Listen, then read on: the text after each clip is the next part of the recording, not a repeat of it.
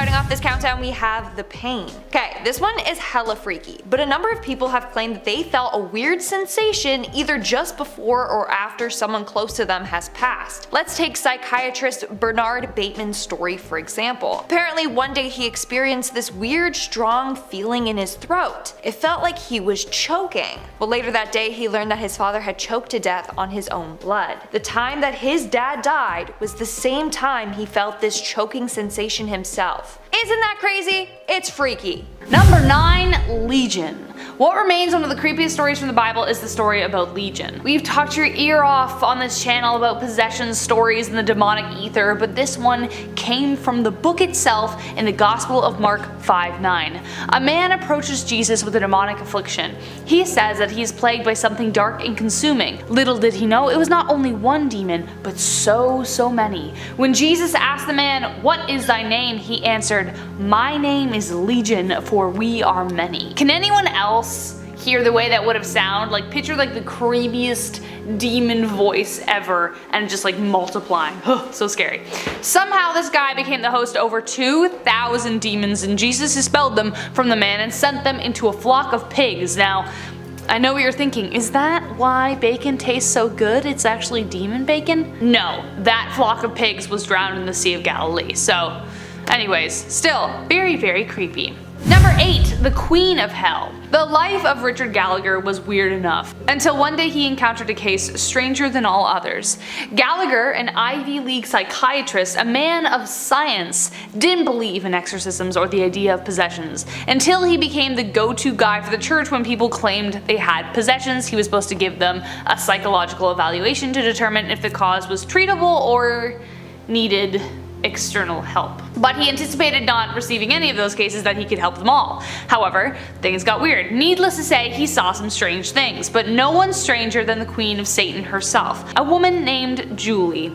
Julie was a part of a satanic cult and went to Gallagher asking for help to remove a demon, though he did wonder why she would want to remove it considering she was part of a satanic cult, but hey, whatever, maybe it was that bad. During their sessions, she would reveal intimate details about his life, and on top of that, objects would fly off the wall and she would speak in a voice that clearly didn't belong to her, several voices in fact.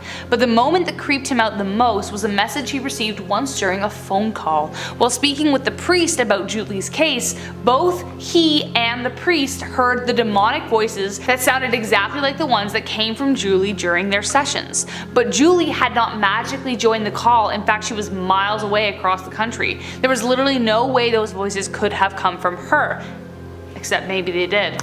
Ever since this case, Gallagher has become a full believer in the unknown and continues to practice with the church. Number 7. Operation Wandering Soul. Full disclosure, this message isn't directly from hell, but it made people believe that it was, so I think it counts. Plus, it was so cruel it might as well have been. Operation Wandering Soul was a psychological war tactic created by the American military in 1970 to exploit the superstitions and religious practices of Vietnam. In Vietnam, the traditional belief was that the dead must be buried in their homeland or their spirit won't be able to rest. So the US military created a recording of ghostly moans, disjointed Vietnamese eerie screams and screeches underlined by Buddhist funeral music. They blasted this macabre symphony over the speakers of a light aircraft and flew it over remote areas of Vietnam. They even played it within the jungle. The song also included messages in Vietnamese pleading their loved ones to go home while they still had the chance. They also included messages that translated to, and I quote, "My friends, I come back to let you know that I am dead. I am dead. I am in hell. Just hell. It was a senseless death. How senseless, how senseless. But when I realized the truth, it was too late. Too late." Here is a clip of what it sounded like.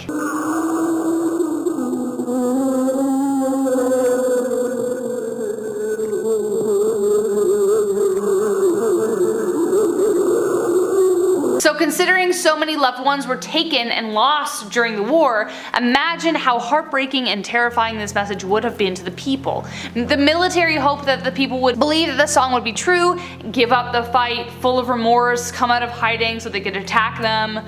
Right? The US knew they were losing, so they pulled out all the stops. So they did one of the cruelest things they could think of, which might as well be from down below. Number 6. The Sounds of Saturn.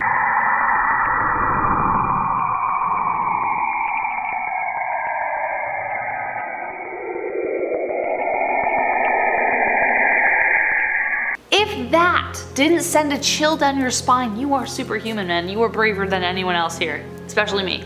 I would have run from that.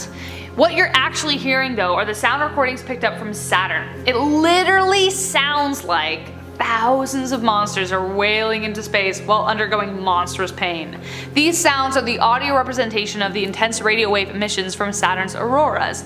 The original sounds had to be shifted down by a factor of 44. Yes, it is still true that sound can't travel in space, okay? But radio waves can be converted into a soundscape, or in this case, a horrorscape perfect for like a haunted house.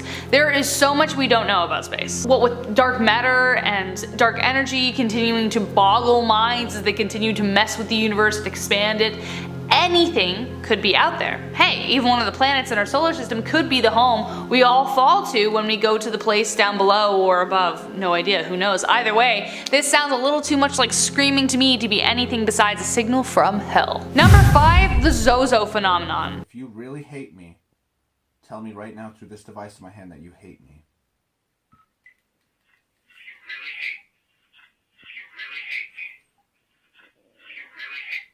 The ZOZO phenomenon has warded off and intrigued paranormal enthusiasts for over 2 centuries now, and it keeps getting creepier.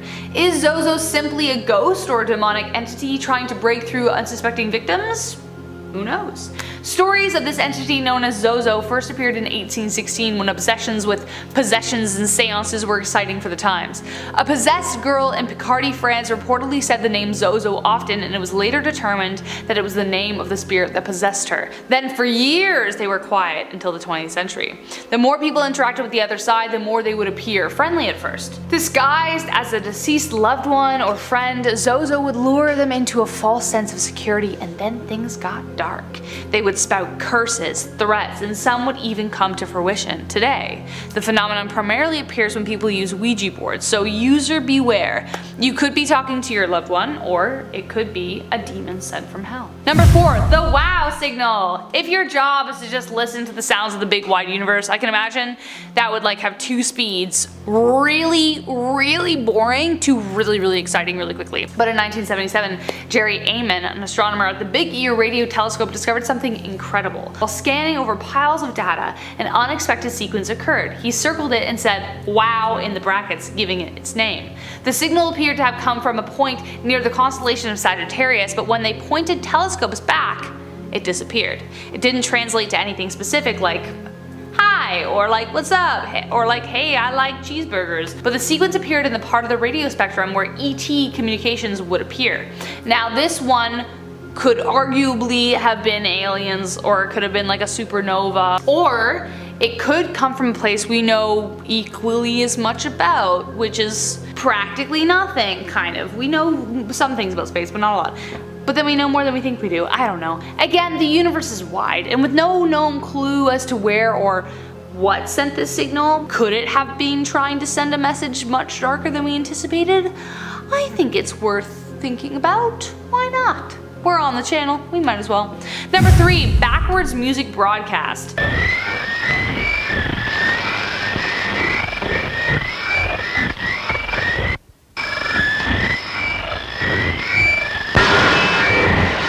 Whoever made this radio station was either on something or somewhere as dark and creepy as the music, and I think we all know where I mean.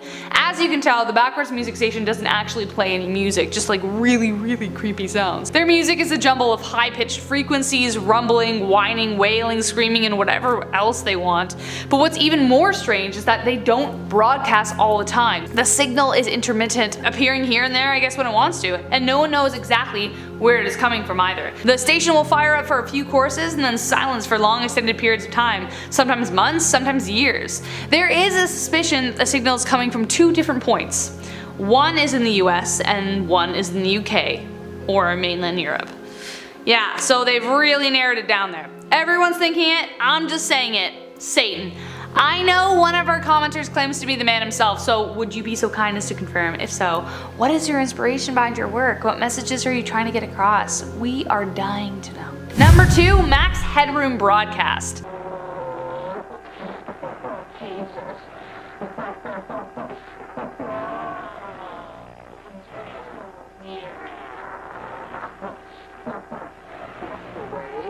Do I need to explain why this weird random broadcast has to be from hell? Do I really need to? It's terrifying. The Max Headroom broadcast is probably one of the creepiest things to ever happen on television in history. In 1987, an unknown pirate hijacked airwaves and interrupted 2 TV channels. One was showing the news while the other was showing an episode of Doctor Who. The people watching Doctor Who probably would have reacted in two ways. One, they would have just thought it was part of the episode, and two, they would have felt vindicated because a video like that could only mean that the Doctor was real and about to step in at any moment. Right?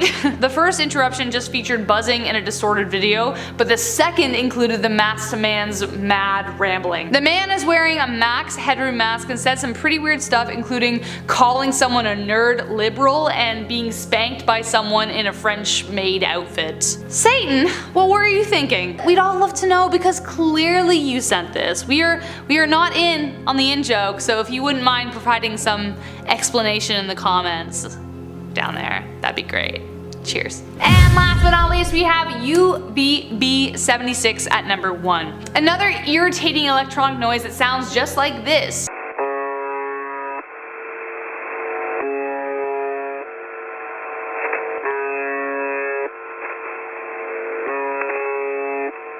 The sound is broadcast over a specific frequency, plays constantly, and has only been interrupted 3 times. But this is where it gets creepy. I know, creepier than the sound itself. When the sound stops, a voice comes on and lists several Russian names and numbers before the sound returns to normal. This strange occurrence began in 1982, and their last time the voice appeared was in 2006. Scarier still, it's not a recording. Many people believe that this sound is coming from a microphone broadcasting constantly. Sometimes distant voices can be heard, but nothing specific can be made out. Dead girlfriend's Facebook message comes onto this list at number 10. This story comes to us from Reddit. Nathan says that his girlfriend Emily died in a tragic car accident back in 2012. Approximately 1 year later, Emily returned from the dead to communicate with Nathan through Facebook. Is this real life right now? According to Nathan, only him and Emily's mom have access to her Facebook. Take a look for yourself. Here are some screenshots of the Facebook messages sent from beyond the grave. If that wasn't creepy enough, Emily started to tag herself in photos in the background. But wait, there's more. Emily even took a picture of Nathan and sent it to him. I don't know about you guys, but I'm thinking Nathan wasn't the greatest boyfriend, and she should probably deactivate his Facebook account because this is just way too much to handle. In our 9th spot, we have the dreams. Has anyone here ever experienced night terrors before? If you have, you know how freaking scary they are and how real they feel. Well, it's said that spirits will try to communicate with you through your dreams. Malicious spirits or demonic entities, they will torment you through your dreams. Either you will have a horrifying reoccurring dream, or there will be reoccurring themes like death, murder, you name it. Or the demons will play into your biggest fears. Let's say you're deathly afraid of spiders and snakes. They'll manipulate your dream so that's what you're dreaming about. Or even worse, the demon itself will appear to you in your dream being like, I'm coming for you. This has happened in real life to a number of people. Sadly, most of these victims develop insomnia because they're too afraid to sleep. Others have taken their lives because they just can't take it anymore. Moving on to number 8, we have the messages. Imagine receiving a text message, email, or phone call from a deceased friend or relative. Well, a number of people have claimed that this has happened to them. The first story involves a woman named Mary, whose mother died of cancer a couple of years ago. Months later, on Mary's birthday, she received a message on her phone from her mom. When she opened it up, it was a voice note. The voice note was a recording of her mom singing happy birthday. But here's the thing, her mom's phone was deactivated, so how on earth was this message sent? Also, her mom was dead, so how did she send a voice message? Another freaky story comes from a man named Tim. Tim claims that his deceased wife was communicating to him through phone calls. Almost every night, Tim would get a call around 9:05, the time that his wife passed away. When he answers the phone, all he hears is silence, but he knows that this is from his wife. The phone call lasts a minute until the clock changes to 9:06. I mean, in a way it's sweet, but also it's just really creepy. Coming in at number 7, we have the wild animals. Getting a surprise visit from some furry animals can be quite cool, as long as it's like friendly animals like bunnies or rabbits, even deer. Maybe though, every time you talk about your deceased loved one, you notice a bunny hopping in your yard. This could be a sign that your loved one is near, or maybe their spirit is now in that bunny. It's a bad sign, however, if dead animals appear around your house, like dead crows, bunnies, or cats on your doorstep, etc. That's a bad sign. Even dead parts of an animal. In some cases it could be stray cats or foxes leaving these, or it could be an evil spirit, or it's an omen, someone sending you a sign that something bad is going to happen to you. In our 6th spot, we have the odd coincidences. Have you ever been going on about your day when you notice some weird patterns or coincidences happening to you? For example, maybe you've been thinking of your deceased grandmother when all of a sudden you get a whiff of her favorite perfume. Then later that day you decide to go buy that perfume and the clerk cashing you out has the same name as your grandmother. That's a sign that she's there with you. But not all coincidences are as pleasant as this one. One guy shared his freaky story with this. So he claims that when he was younger, he almost died after falling into the subway train tracks, but a man in a trench coat ended up saving his life. His name was Edward S. Years later, the boy, now a man, moves into a new house. While exploring the attic, he discovers that it was previously owned by Edward S. But sadly, he passed away after falling down a flight of stairs in the basement. As soon as he learned that his savior lived in the house that he just bought, he started having dreams and visions about him. One of the visions involved seeing Edward getting pushed down the stairs by his neighbor. Immediately, the man was like, okay, I think Edward was murdered by his neighbor. And guess what? In the end, he was right. Edward was sending him signals from the afterlife. It's just crazy how they kind of both saved each other in a way. We're now at our 5th and halfway mark with the flickering lights. Next time you're walking home in the middle of the night and the street lights above you start to flicker, maybe take that as a sign to run the hell home. Because spirits have the power to manipulate electricity. They can send signals by flicking lights on and off. So maybe a flickering street light is a sign that you're not alone on that dark, sketchy street. In fact, one woman claimed that she had a conversation with a spirit that was haunting her house through the flickering of a light bulb. She told the spirit to flicker the light once for yes and twice for no, and through that she was able to talk to the spirit. Moving on to number 4, we have the feathers. Now I learned this years ago from my friend's mom and it's always stuck with me ever since.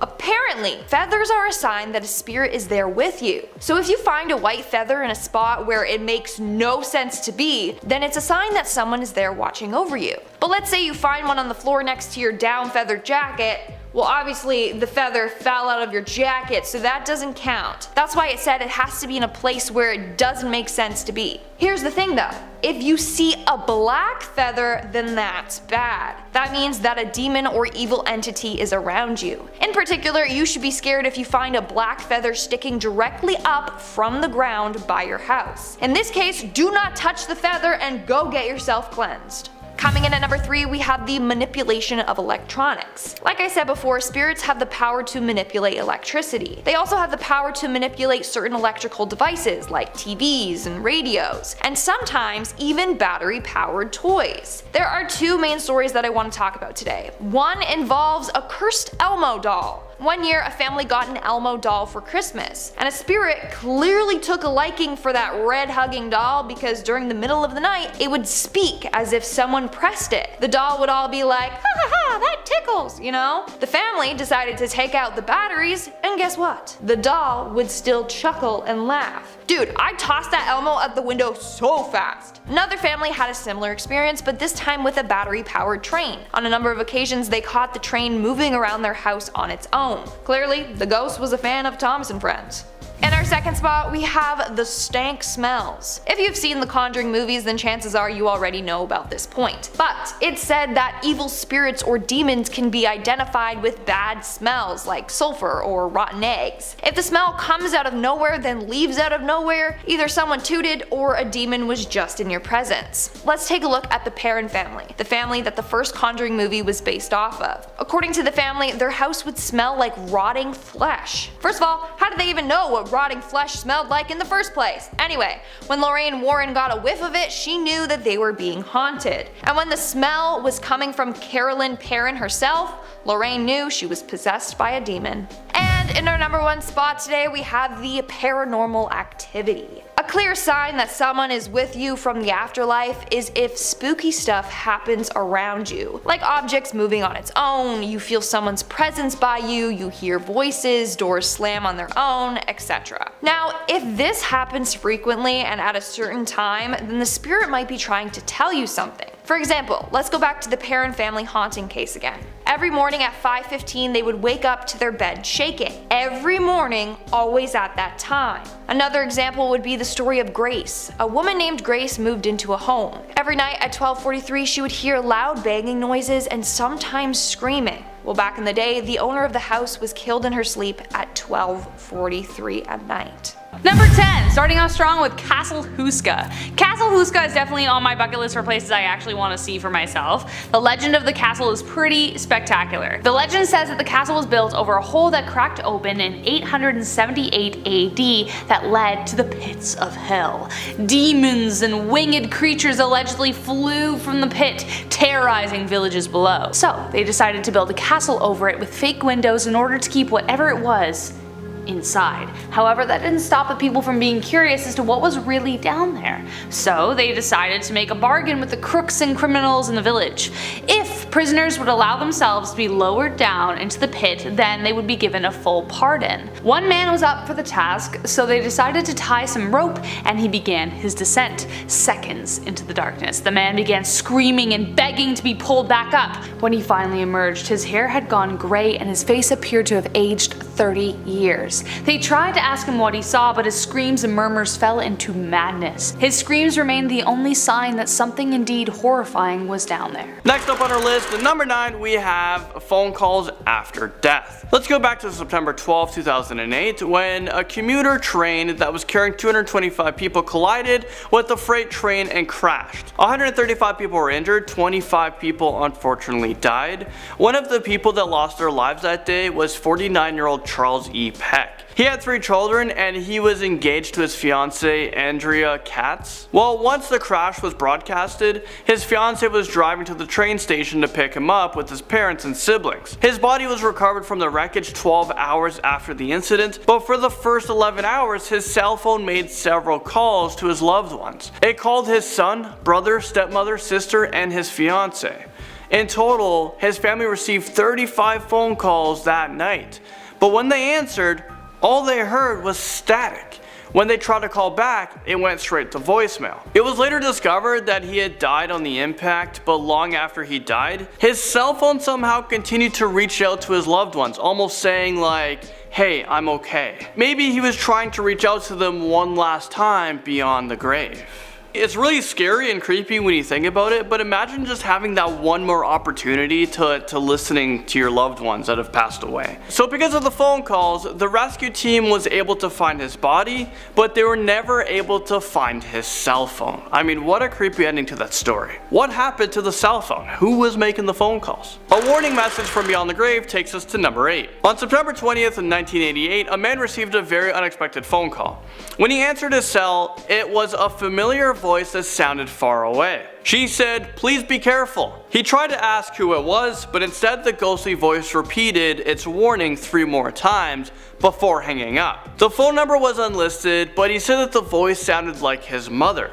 But she had been dead for almost 2 years, so that's a big problem. 2 days after this scary phone call, he went to visit his father in a facility. The staff warned him that his father had become very violent, and maybe if he talked to him it would help his father. Well, once he got into the room, his father grabbed a knife from the drawer and tried to attack his son. If it wasn't for that phone call, he might not have been paranoid or acted as quickly as he did. Young boy sends his parents signals after death, and this takes us into number 7. Ray Dow Jr. was only 10 years old when he died in an accident while riding his bike. He took a sharp turn onto a steep hill, and that led him into a cemetery. His parents believe that their son is sending them signals that led them to know that he's okay and that he has come to terms with his death. Here are some of the signs. On the day that he died, his mom had took off one of his artworks from the fridge because she wanted to frame it. She placed it underneath another painting of Jesus Christ in the clouds, so the family believes that this was a premonition of his death. The family also says that when they visit the place where he died, they can feel his spirit. One day they brought flowers and a balloon to where he died, and a butterfly landed on the balloon and then moved to an angel statue. The family believes that he's communicating with them and he wants them to move on with their lives and be happy, and to let them know that he's okay. And now at number 6, we have a voice message from someone's grandpa. On April 12, 2011, a scary phone call was uploaded onto YouTube. The uploader claims that this is a ghostly phone message from his deceased grandpa who died a few months earlier. Let's have a listen. Saved message.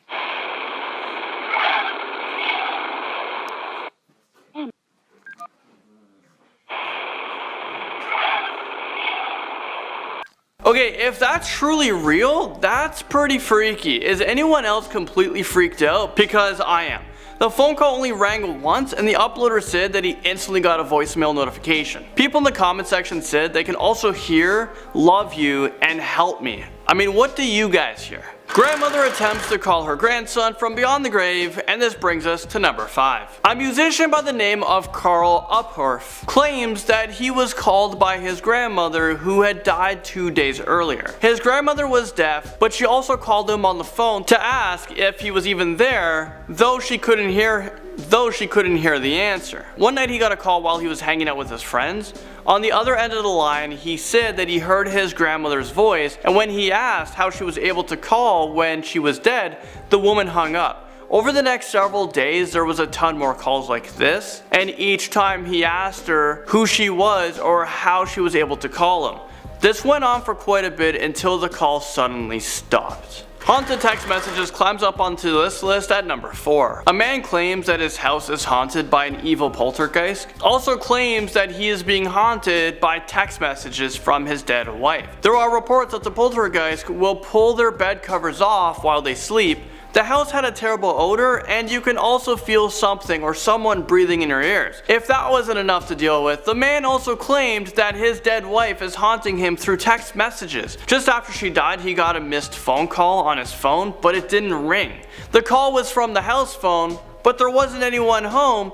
So how can that be possible? Once he was inside, it smelled like cigarettes, which his wife used to smoke, and he could smell her perfume as if she was like right there. Since then, he had been getting messages which he believed are from his wife. He said that she always had her phone on her, and they even buried her with her phone. There had been messages with information that only his wife would have known, but there was no number. I mean, would you guys find this comforting or creepy? I mean, comforting in the sense of like, you're still able to communicate with your wife, but she's dead, but it's kind of creepy and scary. Up next, number 3, we have some mysterious emails sent from beyond the grave. Jack Folsey suddenly died at the age of 32 years old from a heart arrhythmia. But 5 months after he died, some of his loved ones started to receive mysterious emails from his account. These emails would mention private conversations that they had with him just before his death. So no one else could possibly have known what was said except for Jack. One of his closest friends said that he got an email notification from Jack. The message said, "Did you hear me? I'm at your house. Clean your effing attic." His friend said he turned ghost white because the two of them just had a conversation in his attic, and Jack had teased him about how messy and how dusty it was in there. No one else would have known about that conversation. Another one of his friends got a strange email from Jack about him breaking his ankle. This happened after Jack was dead. So I guess Jack is still watching over his friends, and he's still able to send them some comforting yet creepy emails. Number 2 brings us to a deceased grandma who is sending texts after death. I didn't know that grandmas were even capable of sending text messages. I mean, I just taught my dad how to send a few texts, and I shouldn't have done that because now he's texting me too much. All jokes aside, a woman is claiming that her grandmother is sending her text message after she died from cancer back in 2011. The granddaughter begged the cell phone company to not give away her grandmother's number, which they promised to do. But 3 years later, she was completely shocked when she looked down at her phone and saw a text from beyond the grave. A text from her grandmother. The message said, I'm watching over you. You'll get through this. You'll be alright. She remembered that her grandmother was buried with her cell phone, so a lot of disturbing images ran through her head. What if she's there and texting in her grave? First she thought that someone might have dug up her grandmother's grave, got a hold of her cell phone, and now they're trolling. Or is it possible that her grandmother's spirit was able to text? And now topping this list, in at number 1, we have a daughter who sent her mother an apology after death. A teenager girl from New Mexico had a fight with her mother and she left the house fueled with anger. Shortly after the fight, the teenager was involved in a devastating car crash. She was rushed to the hospital, but she was pronounced dead on arrival. A couple of hours after her death, her mother received a text message from her. It said, "Sorry mom, forgive me." I mean, that just gives me the chills. If that's in all honesty a true story, it's unbelievable, but it's scary. Oh, and did I mention that the crime scene was being cleaned up? They recovered her phone, but it was completely melted and destroyed, which makes this story even more freaky, because how was that text message even sent?